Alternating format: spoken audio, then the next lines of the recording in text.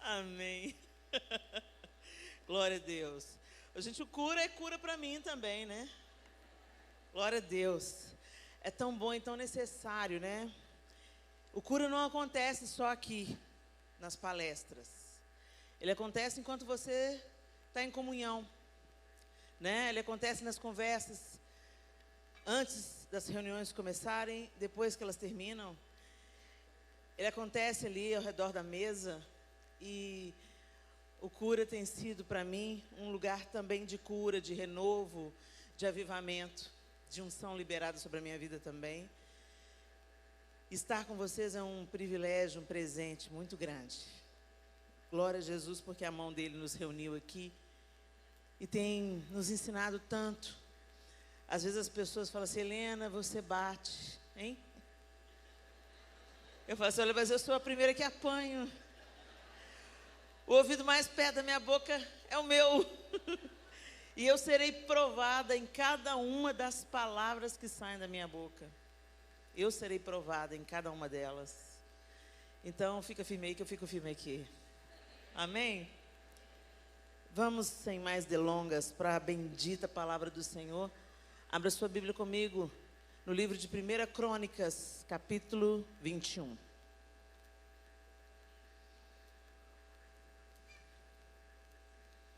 1 Crônicas, capítulo 21. E nós vamos ler todo o capítulo, então isso demanda a sua atenção. Fica comigo, eu vou usar a Nova Versão Internacional. Satanás levantou-se contra Israel e levou Davi a fazer um recenseamento do povo. Davi disse a Joabe e aos outros comandantes do exército: vão e contem os israelitas desde Berseba até Dan, e tragam-me um relatório para que eu saiba quantos são. Joabe, porém, respondeu: que o Senhor multiplique o povo dele por 100, ó rei, meu senhor. Não são, porventura, todos eles súditos do meu senhor? Por que o meu senhor deseja fazer isso? Por que deveria trazer culpa sobre Israel?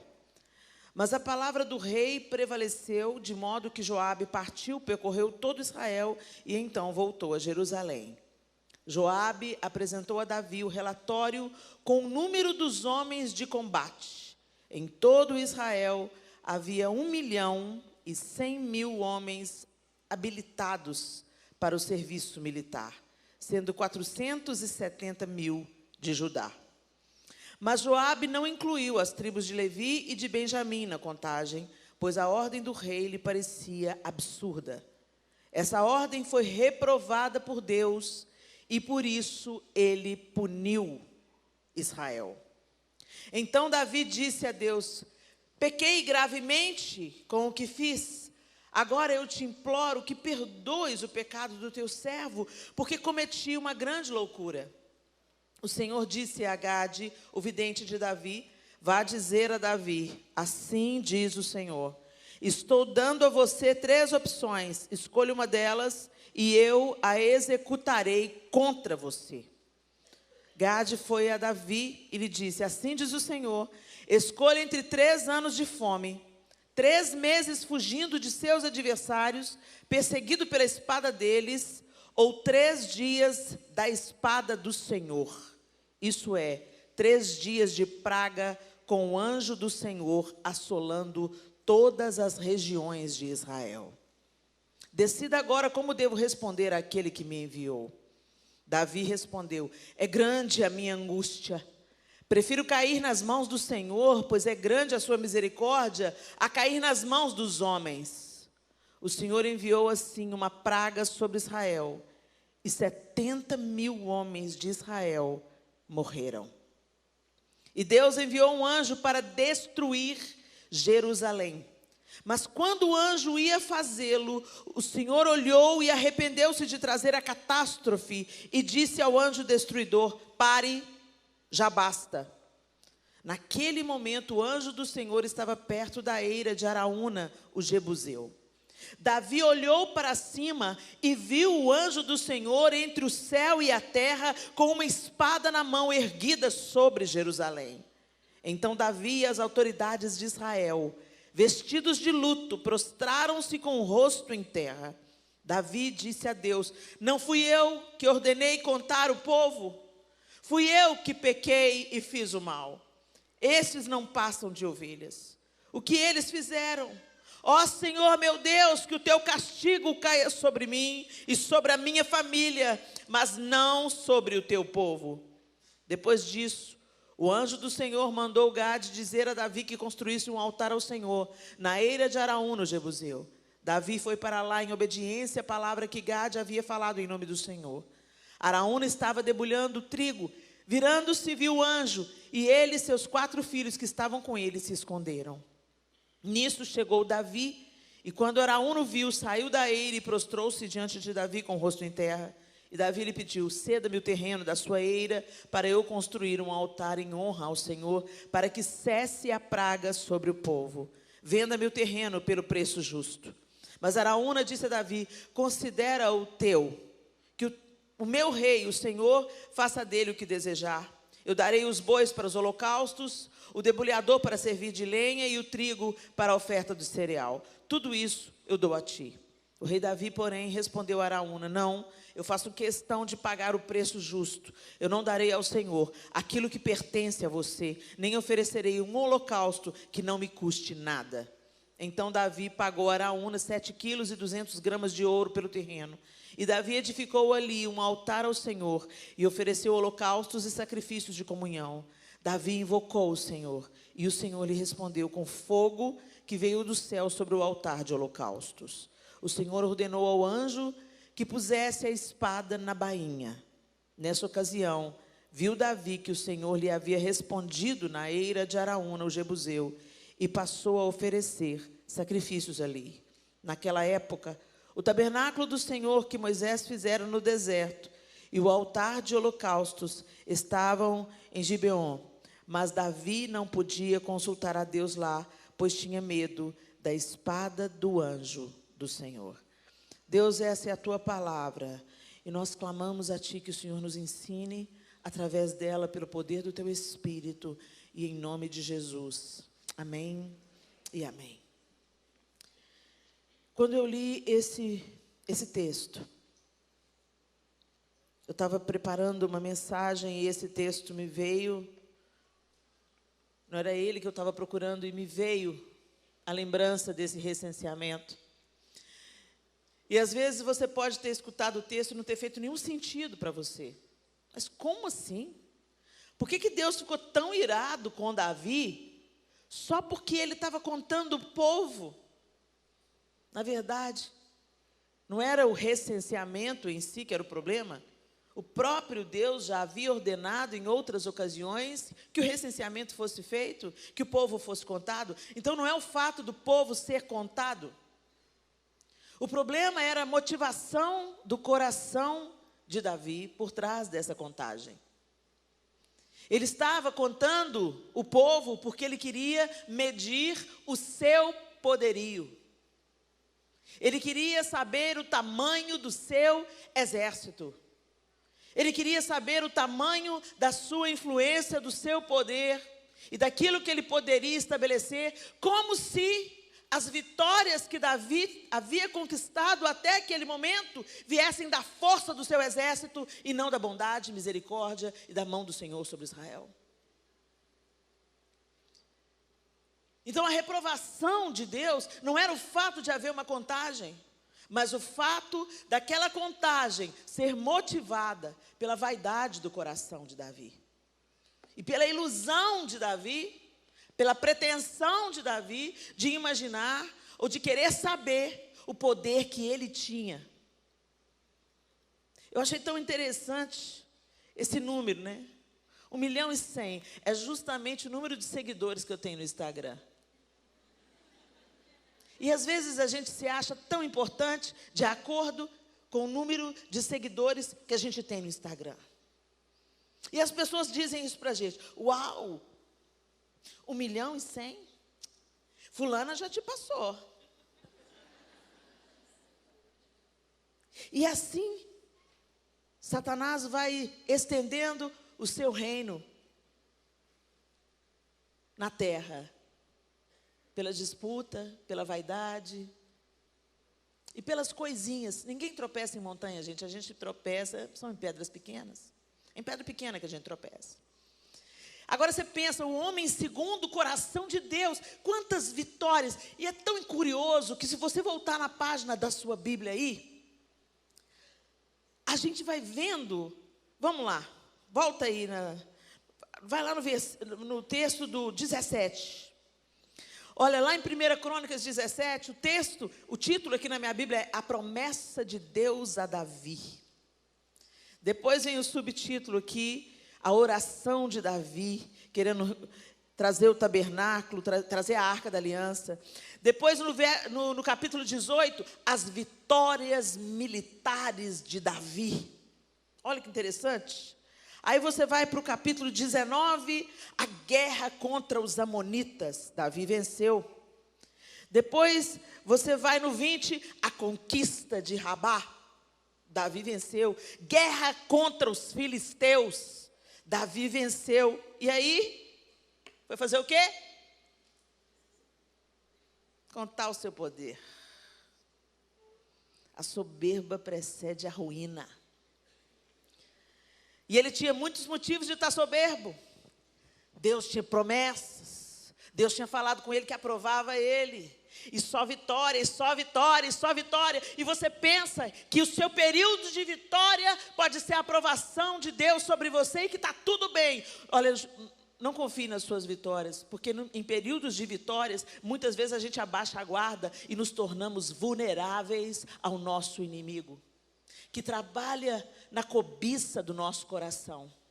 Nós somos tentados segundo a cobiça do nosso próprio coração. E aqui o texto de 1 Crônicas 21 diz: Satanás levantou-se contra Israel e levou Davi a fazer o recenseamento do povo. Mas Satanás só trabalha com a brecha que ele tem. Davi estava se achando. Davi estava num bom momento. Davi veio de grandes conquistas. Davi veio da aprovação de Deus. E de repente ele achou que tudo aquilo que estava sendo conquistado é porque ele era um cara bacana. Ele era um cara legal. Ele era um guerreiro valoroso. Ele se esqueceu da primeira batalha que nós falamos aqui de manhã, você lembra? Você vem contra mim com paus e pedras, mas eu vou contra você, com espada e com lança, mas eu vou contra você em nome do Senhor dos Exércitos. Embora Davi estivesse usando as suas armas, brilhando a sua luz, né, Micheline? Quem deu o inimigo nas mãos de Davi foi o Senhor. E começa com Golias e passa por todos os outros inimigos. E aí, quando eu li esse texto, gente, e eu comecei a ver a seriedade com que Deus trata essas questões, eu estremeci. Deus não mudou. O mesmo Deus que manda o recado para Davi e diz através de Gade: estou dando a você 3 opções. Escolha uma delas e eu a executarei contra você. Você já pensou ter Deus como seu adversário? Eu a executarei contra você. Escolha entre 3 anos de fome, 3 meses fugindo de seus adversários, ou 3 dias da espada do Senhor. Gente, em 3 dias da espada do Senhor, 70.000 homens morreram.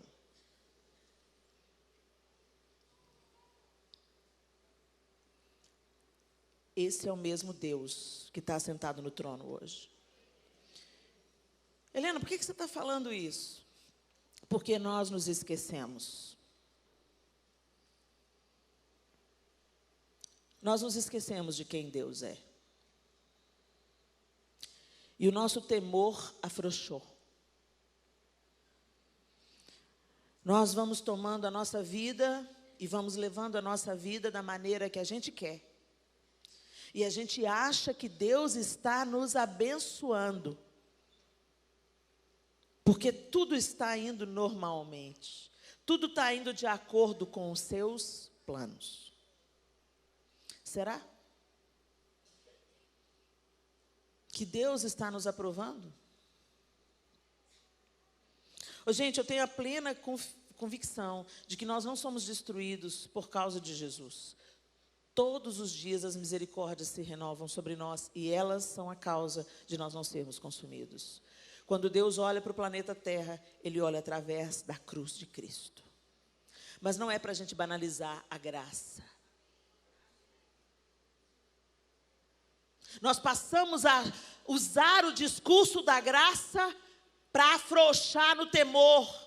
E é o temor do Senhor que é o princípio da sabedoria. É o temor do Senhor que nos leva para a convicção e arrependimento de pecados. É o temor do Senhor que faz a gente recuar diante da tentação e dizer, não vou brincar com fogo não. Eu não confio no meu material. Eu não vou banalizar a misericórdia do Senhor renovada sobre mim. Quando eu li esse texto, eu estremeci. O objetivo de Davi era conhecer o seu efetivo de exército. E ver o poder bélico que ele tinha. Deixa eu ver o que eu consigo fazer com esse efetivo. Mas aí Davi admite o seu erro. A ficha de Davi cai. E ele confessa. Ele confessa e diz, Senhor, eu pequei. Agora eu te imploro que perdoes o pecado do teu servo, porque eu cometi grande loucura. O temor retornou. Ele teve um momento de insanidade, e quando ele começou a colher da sua insanidade, ele acordou, Senhor, eu pequei, eu fiz uma loucura. Me perdoa. A gente peca, gente, e a gente não se arrepende. Você sabe que você está num pecado reincidente. Você já sabe que é pecado. Mas você perdeu a capacidade de se arrepender. Você vai ficando insensível e banalizando a graça. E muitas vezes você até verbaliza, Deus me entende. Gente, Deus é Pai e Deus é juiz. Tem um vídeo circulando aí na internet que mostra o momento da condenação, do juiz declarando a sentença. Quantos aqui já viram esse vídeo? É desesperador. É desesperador quando o juiz proclama a sentença. E as pessoas, elas entram em desespero, elas começam a chorar. E a gente se esqueceu, gente, que um dia nós vamos responder diante de Deus. Ah, mas isso vai ser quando Jesus voltar? Não, pode ser amanhã a sua última oportunidade. Daqui a algumas horas pode ser a sua última oportunidade. Porque a gente não sabe a hora da nossa morte. A gente não sabe a hora da nossa morte. E depois da morte, é permitido ao homem viver uma única vez, e depois da morte, o juízo. Nós vamos aguardar. Não dá para você fazer mais nada depois que você morrer. Mas a gente vive uma vida tão frouxa. E a gente passou a agir com insanidade, loucura, como se o pecado, o nosso pecado, fosse atingir apenas a nós mesmos. O pecado nunca atinge só a você. O seu pecado... Não, é meu corpo, minhas regras. Meu pecado é problema meu. Não é não. Não é não. Por que você acha que Deus pôs tanto freio no pecado? Porque quando você vê Levítico, você vê Deus sendo tão criterioso como o povo ia viver a vida para cercear a maldade humana. Quando você lê os mandamentos de Deus, eles se relacionam principalmente com o outro. Porque a gente peca não é só contra Deus, a gente peca contra alguém. Não pense você que você vai para a cama com um outro homem e que isso não tem consequências, que isso não fere. as pessoas que você mais ama, que seus filhos não vão ter consequência, que o seu cônjuge não vai ter consequência. E tem gente no altar, vivendo uma vida porca diante de Deus, e Deus está chamando para o arrependimento, Deus está chamando para o arrependimento, e a gente ri. Eu quero dizer para vocês nessa noite, de Deus não se zomba. Deus é amor, mas Deus também executa juízo. E eu fico pensando por que a maldade está proliferando na nossa nação. Por que a justiça... Aí a gente vai lá para Abacuque, o primeiro capítulo de Abacuque, a oração de Abacuque, ele está falando, Senhor, até quando? E nós estamos no capítulo 1 de Abacuque, é ou não é? Nós estamos no capítulo 1 de Abacuque, dizendo, Senhor, até quando? A injustiça está aí, está frouxa, está correndo solto. Vamos lá, abra sua Bíblia aí. Abra sua Bíblia, em Abacuque, capítulo 1.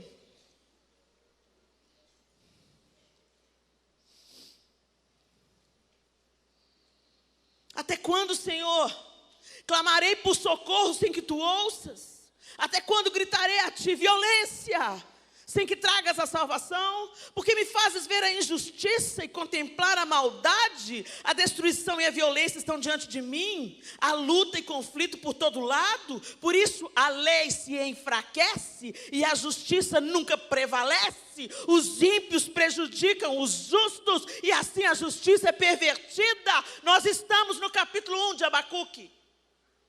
Mas quando você vai ver o contexto que o profeta está fazendo essa oração, Israel estava se prostituindo.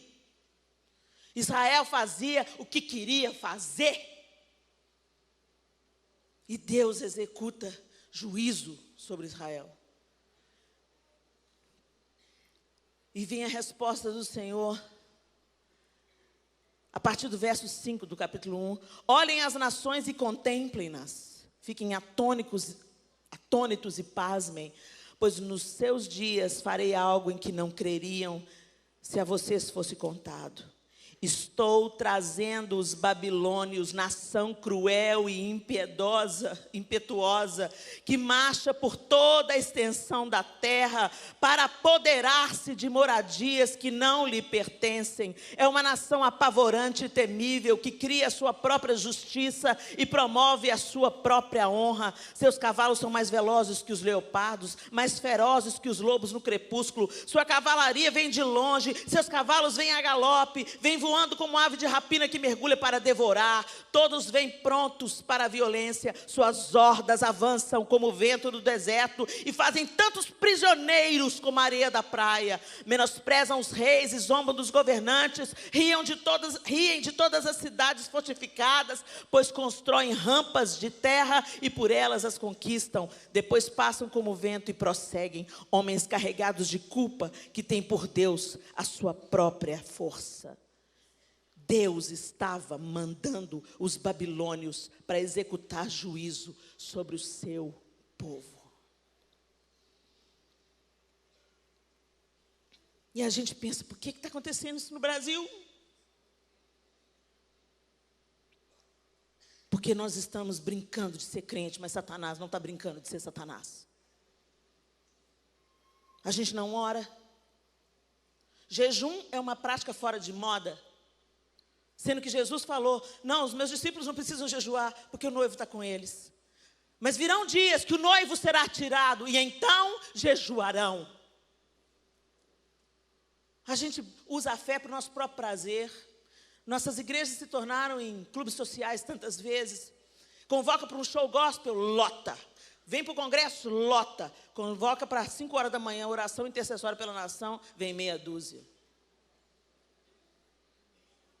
E isso não é para rir, isso é para chorar. E Deus está avisando, e Deus está chamando, e Deus está convocando, e Deus está proclamando. Arrependei-vos, se o meu povo, que se chama pelo meu nome, se humilhar e orar e me buscar e se converter. E a gente está brincando de clube social, e a gente está em adultério, e a gente está roubando, e a gente está usando o nome do Senhor para levar vantagem. E a gente vê o pobre, a viúva, o necessitado, o estrangeiro, e a gente passa de largo. A gente vive para o nosso próprio umbigo, e o nosso Deus é o ventre. Mas a gente põe uma camiseta escrito Jesus te ama e pensa que é crente. Mas Deus não mudou. Deus continua sendo o mesmo Deus, Pai amoroso, mas que tem um chicote na mão e continua açoitando o filho a quem Ele ama.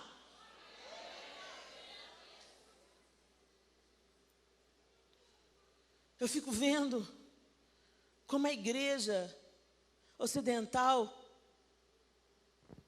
é frágil. E como onde as pessoas não têm o direito de falar da Bíblia.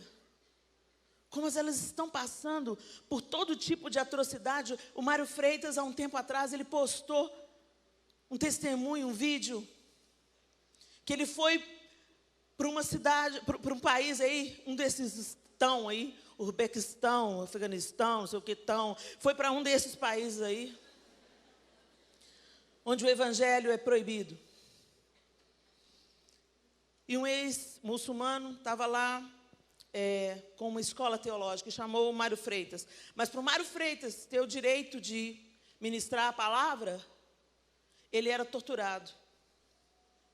Enquanto estava havendo ensino no seminário, aquele organizador do evento, como ele tinha amizade com os torturadores, porque um dia ele tinha sido um, então ele trocou, ele fez uma permuta. Vocês têm que torturar alguém, então tortura eu. Deixa ele ensinar. E todas as vezes que o Mário... Ele notou que enquanto ele estava trabalhando, aquele pastor sumia, aquele líder sumia. Depois voltava todo estrupiado. O que está acontecendo com ele? E no final do curso eles falaram, enquanto você ministra, para você não ser morto, para essa aula acontecer, alguém tem que pagar o preço. No final desse mesmo curso, esse pastor trouxe um casal para o Mário orar pelo casal. Qual o motivo da oração? Não, o nosso filho está no país vizinho. E ele está preso e sendo torturado todos os dias. Me parece que o menino tinha 17 anos. Todos os dias. E qual que foi o crime dele? Ele falou de Jesus para o colega na escola. Puxa, mas que absurdo, ele está preso. Não, a gente está dando graças a Deus que ele está sendo preso e torturado, porque o colega foi morto. O colega que recebeu Jesus foi fuzilado. E ele só foi preso. E como que ele é torturado? Não, todos os dias eles enfiam agulhas debaixo das unhas dele. A gente já entende isso, pastor, é porque eles estão querendo que o nosso filho negue a fé, negue a Jesus. Mas a gente não está preocupado com isso, ele não vai negar. A gente conhece o nosso filho, ele não vai negar. Mas ora para ele ser liberado. Aconteceu um milagre, Deus liberou aquele menino, ele já está com os pais. Mas você não pensa que o martírio de cristãos está acontecendo hoje. Crentes estão sendo torturados hoje, simplesmente porque creem. Outros são condenados à morte por distribuírem Bíblias. Mas onde isso está acontecendo, a igreja só cresce. Eu conheci um casal que nós ajudamos a tirar do Egito, porque a polícia secreta estava perseguindo eles para prender, porque eles tinham distribuído 40 Bíblias. Eu nunca mais vou esquecer a marca que aquele casal deixou na minha vida nas 2 únicas vezes que nós nos encontramos. Eles ficaram hospedados em São Paulo.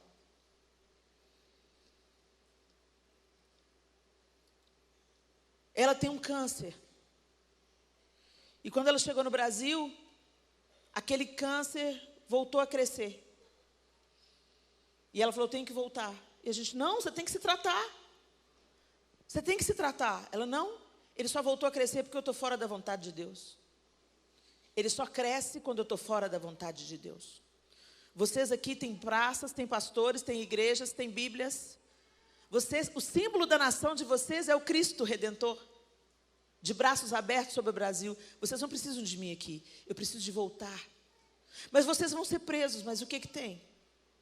Vocês podem ser mortos. Mas o que que tem? Jesus não morreu por nós também? É um outro nível de relacionamento com Deus, é um outro nível de fé, que a gente não chegou nem perto. E quando eles falam, o que que vocês vão fazer quando você chegar lá? Eles falam assim, o Espírito Santo vai dizer. E quando eles falam Espírito Santo, parece que o rosto deles acende. O Espírito Santo. Enquanto isso, nós aqui,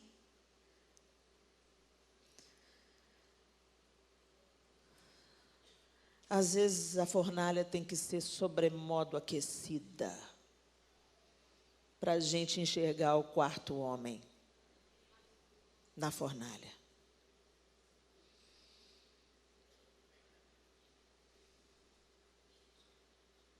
Deus não mudou.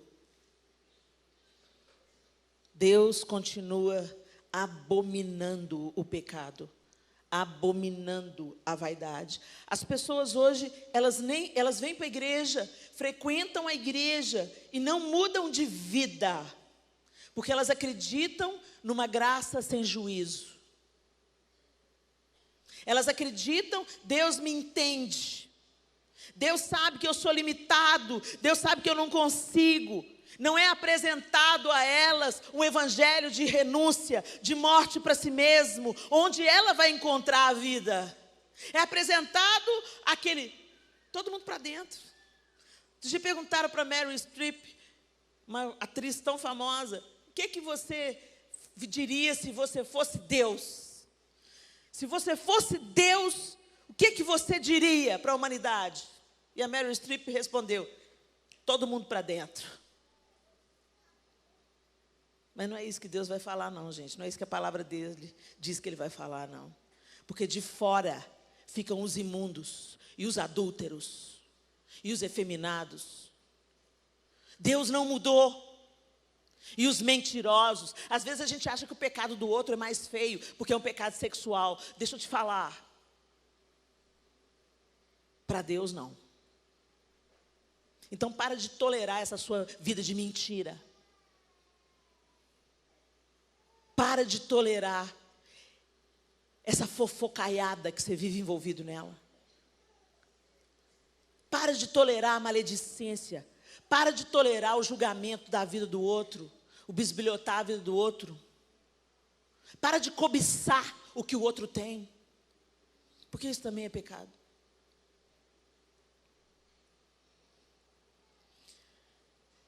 As consequências daquilo que Davi fez atingiram outros. Não foi só sobre Davi. E quando Davi, porque ele era um homem segundo o coração de Deus, ele viu que 70 mil homens tombaram por causa da vaidade do próprio coração dele, ele chama a responsabilidade para ele. Não, Senhor, fui eu que pequei, que venha sobre mim e sobre a minha família a culpa.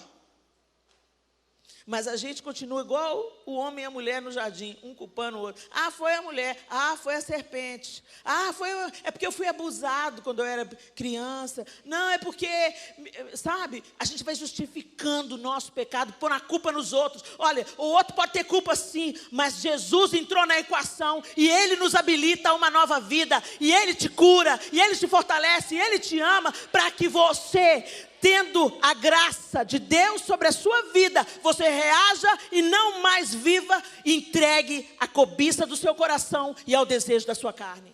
Você não é mais escravo, então não viva como escravo.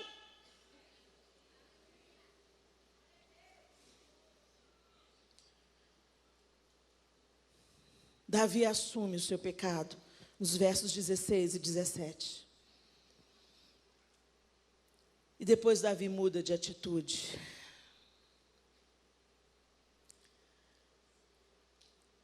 E aí a gente encontra Jesus lá em Lucas 12. Ah, Helena, mas isso é Antigo Testamento.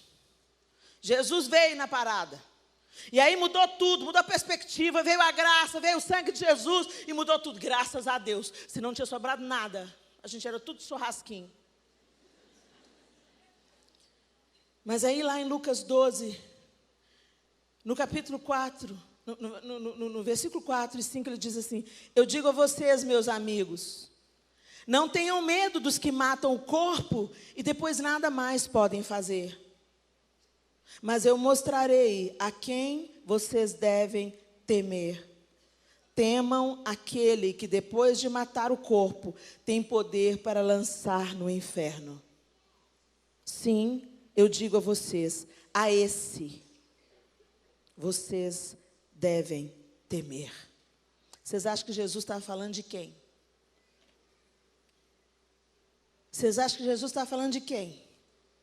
Do diabo? O diabo não tem poder para lançar no inferno. O inferno foi construído para ele. Às vezes a gente lê esse texto e pensa que Jesus está se referindo ao ladrão das nossas almas. Mas não, gente. Eu vou ler de novo para que você entenda de quem que Jesus está falando. Eu digo a vocês, meus amigos, ele está falando para os discípulos. Não tenham medo dos que matam o corpo e depois nada mais podem fazer. Depois que as pessoas te matam, elas não podem fazer mais nada.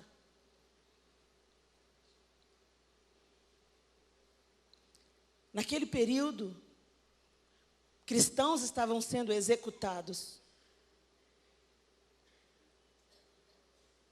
Depois disso, se sucedeu uma onda de violência contra cristãos. Os próprios discípulos, exceto João, foram brutalmente assassinados. E ele diz: não tenham medo. Não tenham medo dos que matam o corpo, depois nada mais pode fazer. Mas eu mostrarei a quem vocês devem temer. Temam àquele que depois de matar o corpo tem poder para lançar no inferno. Ele está falando do Pai. De um Pai que é amor, de um Pai que é misericórdia, de um Pai que abre a porta, de um Pai que reconstrói o caminho, de um Pai que não poupa a vida do seu próprio filho para te ter de volta. Custou caro demais para Deus. E não pense em você que você vai banalizar isso. Porque o Senhor vai lançar no inferno aqueles que se levantam contra Ele, que se rebelam contra Ele, e que, ouvindo a verdade, desprezam a verdade para viver no deleite do seu próprio prazer, ignorando aquilo que já receberam de graça.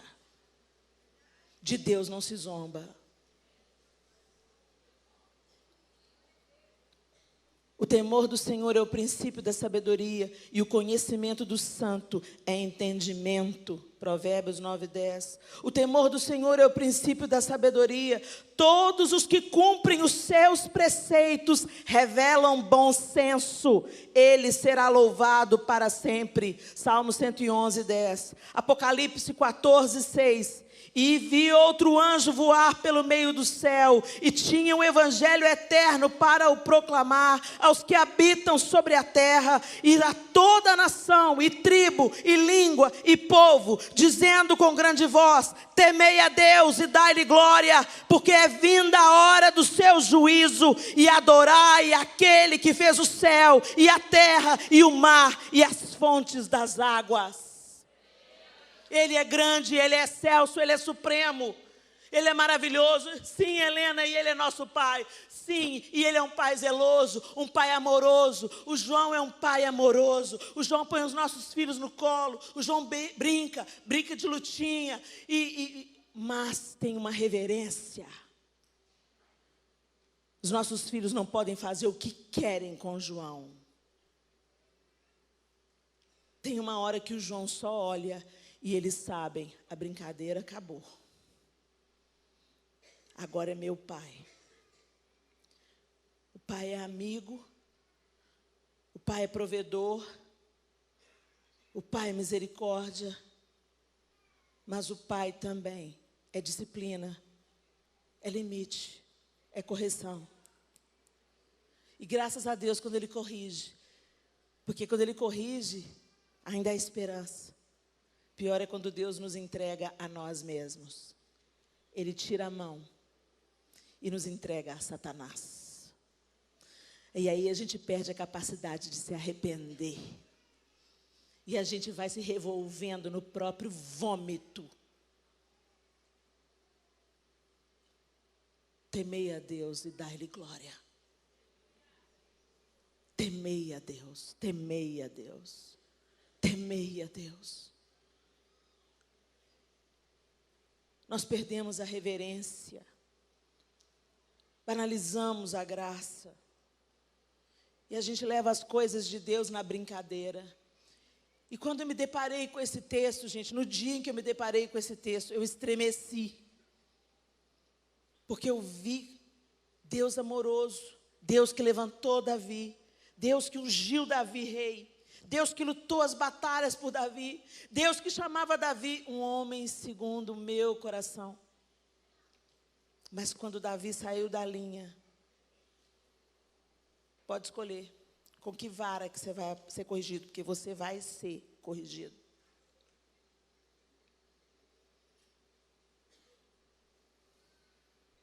E tantas pessoas foram envolvidas, tantas vidas se perderam. O que custou o seu adultério? O que custou a sua mentira? O que vai custar essa conversinha fiada que você está tendo na internet? O que vai custar a pornografia? Porque o diabo dá de graça, mas depois ele volta e cobra com juros e correção monetária. Ele é ladrão. E eu estou aqui nessa noite para dizer a vocês: arrependei-vos e crede no Evangelho. Arrependimento não é remorso, não é um sentimento. Arrependimento é uma mudança de direção. Eu mudo de direção. Eu escolho outro caminho. Porque eu sei que a palavra de Deus diz que isso é caminho de morte. Então, eu não vou por lá, eu vou para a vida. Eu vou para a obediência, eu vou para o temor do Senhor. O temor a Deus gera obediência. Será que nós tememos ao Senhor? Quando a gente está conversando? Quando a gente está sozinho na internet? Será que nós tememos ao Senhor? E aí uma nação inteira começa tantas coisas a acontecerem. E a gente se mobiliza em oração por um propósito. E quando o propósito é cumprido, o objetivo é alcançado, todo mundo afrouxa. Oração, eu volto a dizer, não é um balcão de negociações com Deus. Oração é um estilo de vida onde temos intimidade com Deus. E onde essa intimidade vai nos transformar. E vai fazer o temor a Deus crescer no nosso coração. Hoje nós vivemos um tempo de autoridades diluídas, figura de autoridade diluída, descaracterizada. Todo mundo quer ser livre. Eu quero ser livre, eu sou livre. Eu quero fazer escolhas, eu tenho direitos. Todos nós temos direitos, mas também temos deveres. Jesus também tinha direitos, mas ele abriu mão dos direitos para que a gente tivesse vida e vida em abundância. Nós precisamos de começar a orar, e foi isso que eu comecei a fazer desde aquele dia, quando eu me deparei com esse texto. Eu já tinha lido o texto antes, mas tem aquele dia que a ficha cai, né? A ficha cai e eu fico de cara com Deus, que é meu Pai, que é amoroso, que deu o seu único filho e não poupou o próprio filho para me entregar, para me ter de volta. Mas eu vejo esse mesmo Deus que vai julgar as nações. Ele é o mesmo. Não é porque ele é meu pai que ele é meu servo. Às vezes a gente está corrigindo os filhos e eles levantam a voz para a gente, e a primeira coisa que a gente evoca é a nossa autoridade. Eu não sou sua coleguinha, eu sou sua mãe. E na mesma hora eles recuam. Porque entende o que isso significa. a gente começou a banalizar tanto a figura de Deus. Gente, eu falo isso com todo temor do meu coração, eu não quero ferir aqui nenhum compositor, não. Tem músicas que eu amo cantar, mas eu confesso a vocês que depois que eu comecei a fazer essa oração, olha que coisa curiosa isso, eu estou testemunhando para vocês uma experiência minha, não estou fazendo disso uma lei, não, é uma experiência pessoal. Tem uma música que o pessoal da Casa Worship gravou que diz assim, me ajuda a lembrar, João.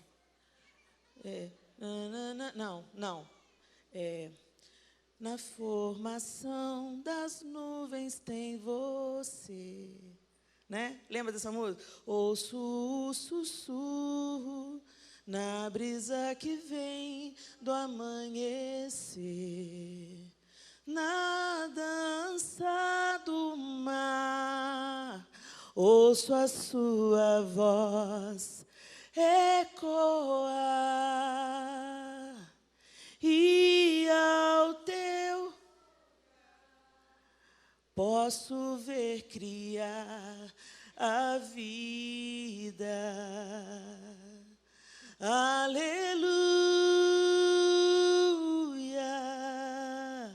toda a criação a cantar. Aleluia, toda a criação te louva. Só, gente, todas as vezes que eu canto a palavra você, eu falo assim, Senhor, eu estou falando você, mas é Senhor. Tudo que eu vejo me faz lembrar você, do menor ao maior, me faz lembrar você, tudo que eu preciso, o ar que eu respiro, só penso em você.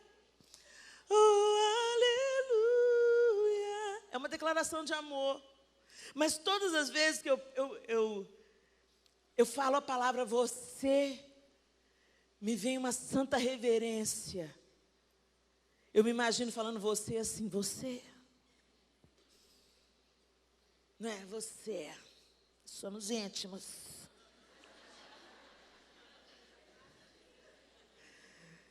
Vocês entendem? Vocês conseguem entender o que eu estou querendo dizer?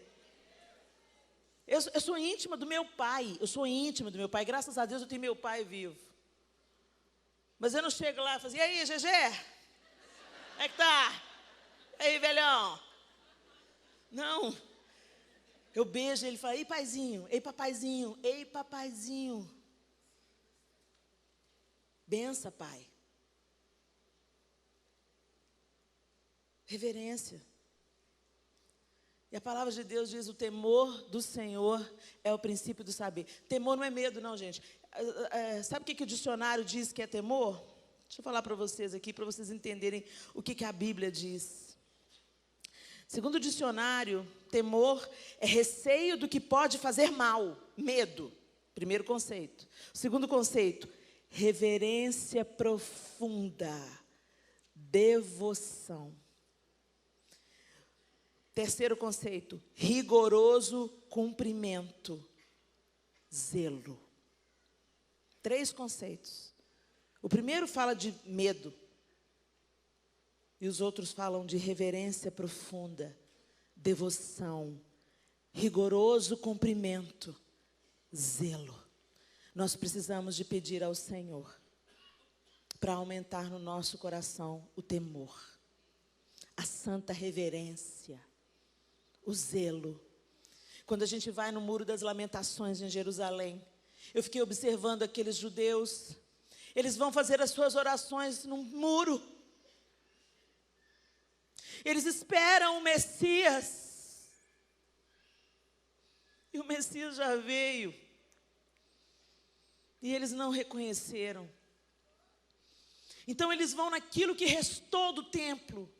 E eles derramam ali a sua devoção, a sua reverência. E eu, na minha ignorância, que acho bacana, acho legal, história bacana, interessante. Fui lá, orei lá também, pus a mão no muro, legal, legal. E dei as costas para o muro e fui saindo, quase fui linchada. Como que essa mulher, essa incircuncisa, como se mulher pudesse ser incircuncisa, né? Mas amém, vocês entenderam. Como que essa filisteia aí dá as costas para o muro?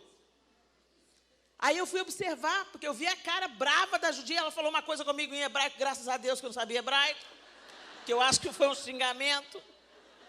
Não. Ixi, fedeu, fiz alguma coisa errada. Aí eu parei mais longe e fui observando. Elas vão lá, fazem as suas orações. Quando elas terminam, ficam quietinhas. Depois elas olham para o muro e elas voltam sem dar as costas para o muro, em sinal de santa reverência. Ah, Helena, pelo amor de Deus, Helena, você está querendo engessar de novo. Jesus vem, rasga o véu, abre a intimidade, e você está querendo o quê? Recosturar o véu, né, Helena? Colocar sobre nós um peso da religiosidade. Está querendo o quê, Helena? Voltar agora com a lei? Não, eu só estou querendo que o povo de Deus tenha mais temor de Deus e consciência de quem Deus é. E que o sangue de Jesus não foi ketchup. Custou um preço muito caro, a graça foi cara demais. Sabe, uma coisa vulgar para ilustrar isso. Às vezes você vem num congresso, senta aí, alguém pagou para você. Você vem e fica, gostei da palavra de fulano.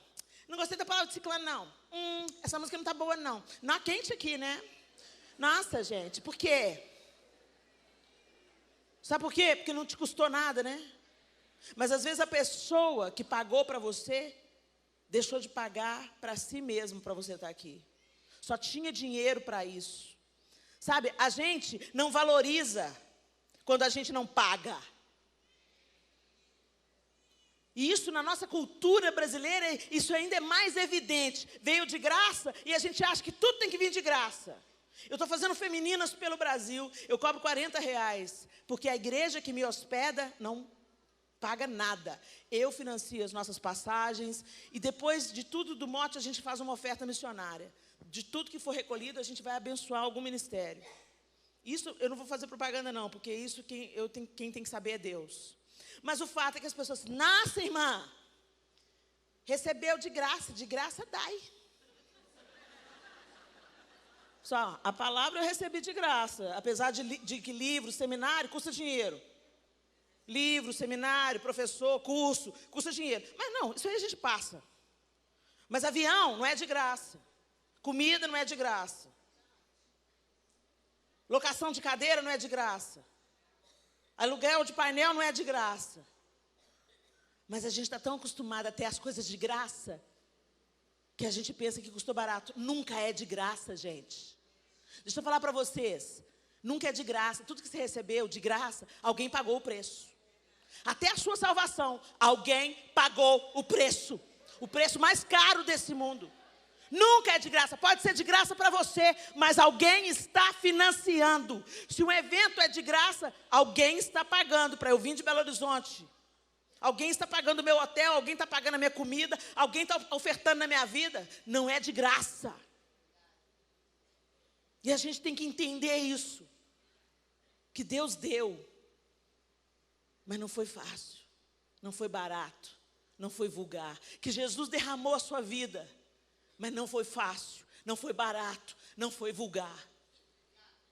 Então nós não podemos tratar as coisas de Deus sem temor, com escárnio, com descaso.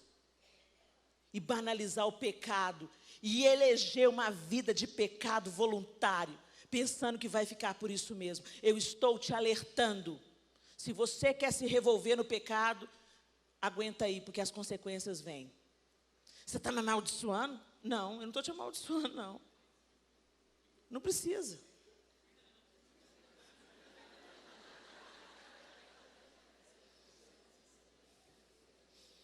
temor do Senhor é o princípio do saber, da sabedoria.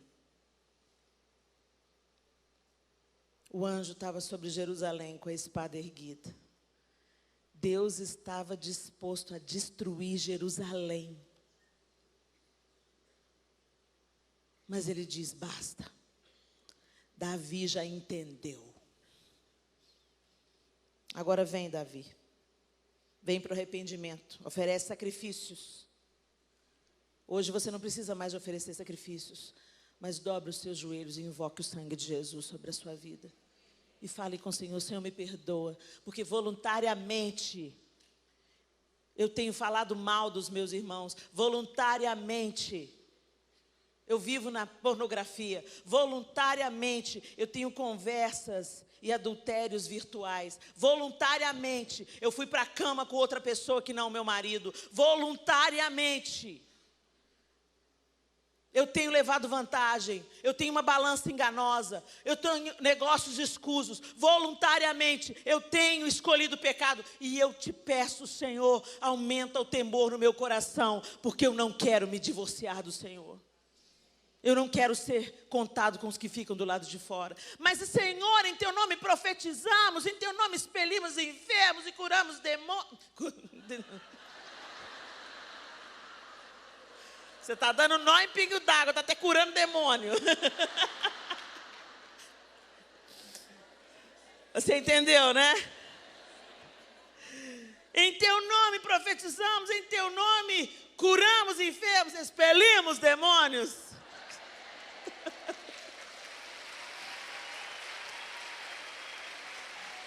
E aí você escuta. Quem falou que vai acontecer isso foi o próprio Jesus. Você escuta o dono da doçura, o ser mais fofo, o ser mais amoroso, o ser que não poupou o seu próprio sangue, dizendo, fica longe de mim, eu não te conheço. Deus é lindo, Deus é misericordioso, as portas estão abertas, e Ele te convida. Ainda é tempo de voltar, ainda é tempo de recomeçar, ainda é tempo,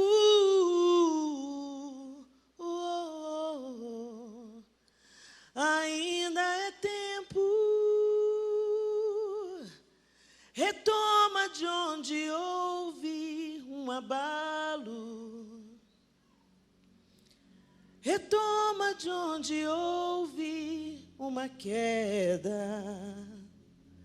Retoma de onde houve uma derrota. Retoma o teu caminho. Retoma o teu lugar. A porta permanece ainda aberta. Não fique esperando, pode entrar. Na hora o confronto dói, mas cura. Aceite a correção, aceite o amor, aceite o perdão, aceite a graça, receba a correção, receba o amor, receba o perdão. Receba a cura.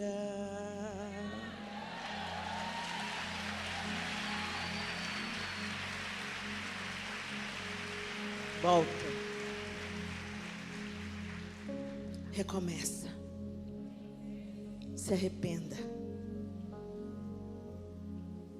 Não deixe que te roubem a coroa. A segunda parte dessa canção diz isso. Não deixe que te roubem a coroa. Reconstrua os muros e o altar.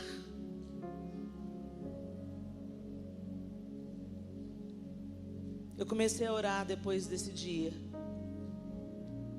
E eu falei: Senhor, aumenta o temor no meu coração. Santa reverência. E tanta coisa mudou na minha vida, gente. Tem pouco tempo que isso aconteceu. Mas até a maneira do secreto, sabe?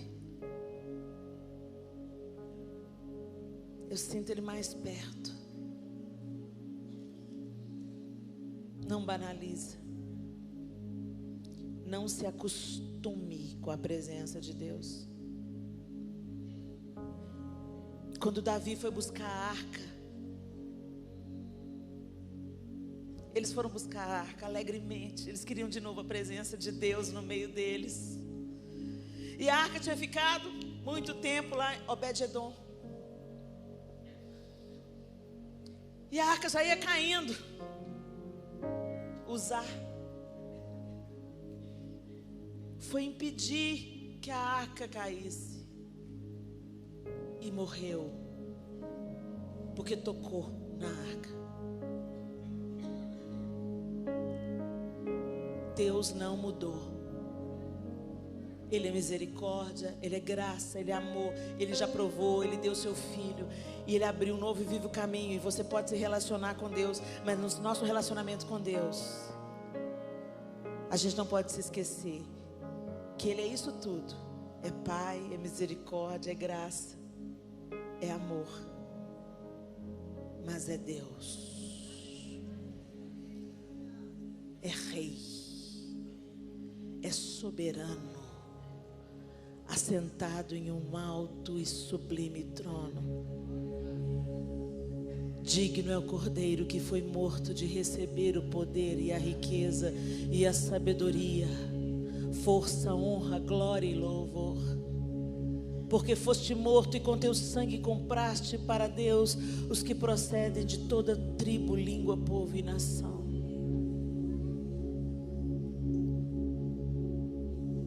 O Deus eterno